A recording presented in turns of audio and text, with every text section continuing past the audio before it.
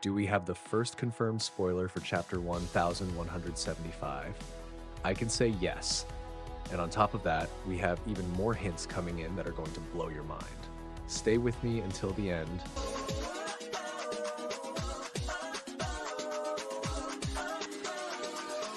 Because this video is going to be insane. But before we talk about all of that, let me ask you something.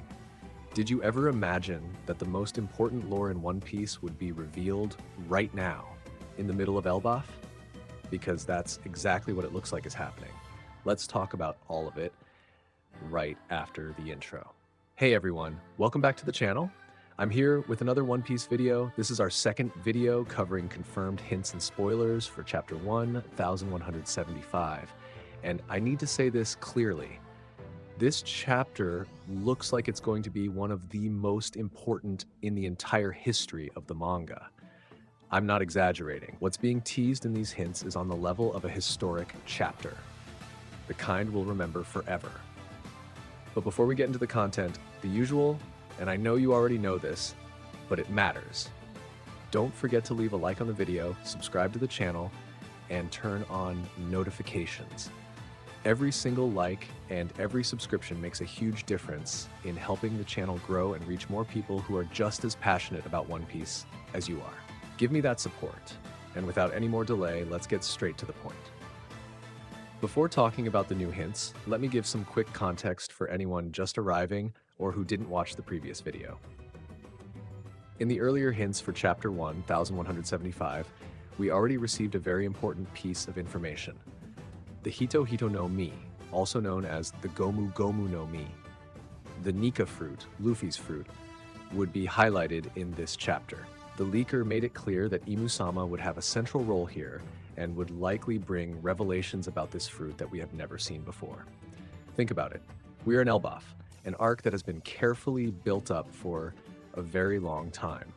Oda has been planting seeds for years. Joy Boy, the Void Century, the Five Elders, Imu-sama, and now it feels like some of those seeds are finally about to sprout. Chapter 1175 might be the turning point. The first new hint I want to talk about is an image showing the expression, God of War. That title has already sparked a lot of debate. After all, who is the God of War? Is it Nika? Is it Nidhogg? Or is it a completely different entity that hasn't even been introduced yet? What the leaker reinforced is that this chapter is predominantly lore-focused. It's not a heavy combat chapter, not an intense action chapter, not a big battle twist. It's a revelation chapter.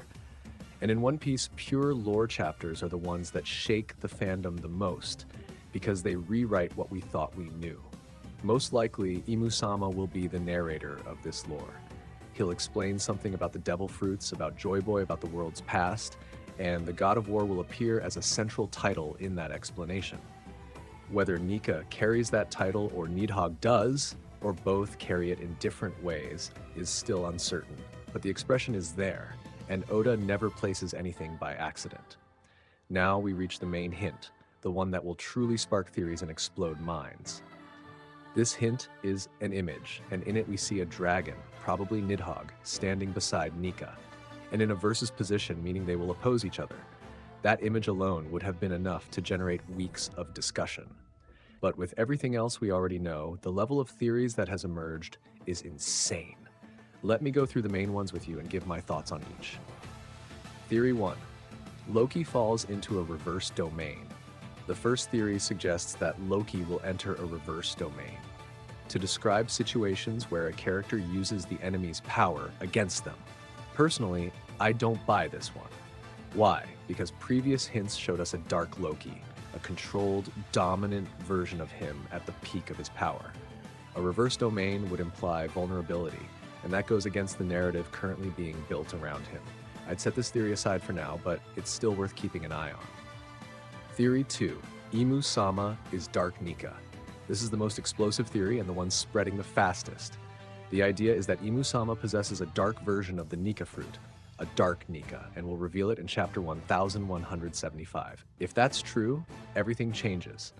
We would have three major forces on the board: Loki with Nidhogg, Imu with Dark Nika, and Luffy with the true Nika. A trinity of power that Oda could have been building for hundreds of chapters without us even realizing it. It would be epic, bold, and completely in line with Oda's narrative style. Theory 3.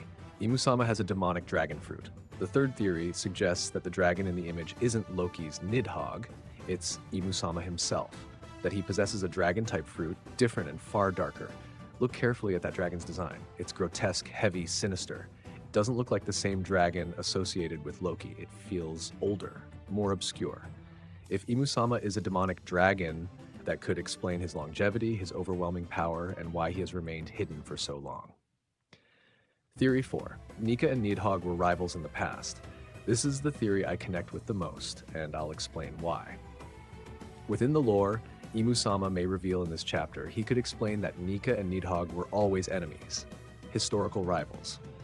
Opposing forces representing completely different sides of existence. Joy versus chaos, freedom versus destruction. In all the records of the Void Century, these two entities were in conflict. Then when Imu looks at what's happening now in Elbaf and sees Luffy and Loki fighting side by side, two bearers of powers that were never meant to unite, he doesn't collapse out of fear, but out of total disbelief. How is this possible? What changed?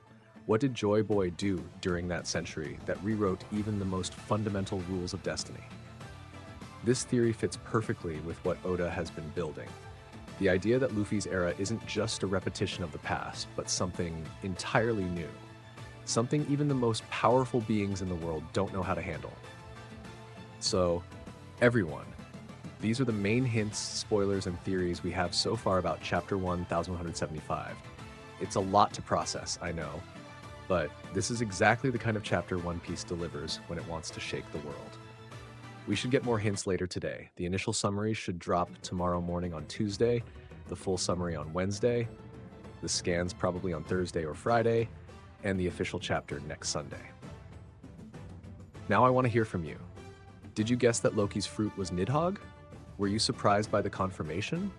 And out of the theories I presented, Aimu as Dark Nika, Imu as a dragon, Nika and Nidhogg as ancient rivals. Which one feels most likely to you? Or do you have another theory to share?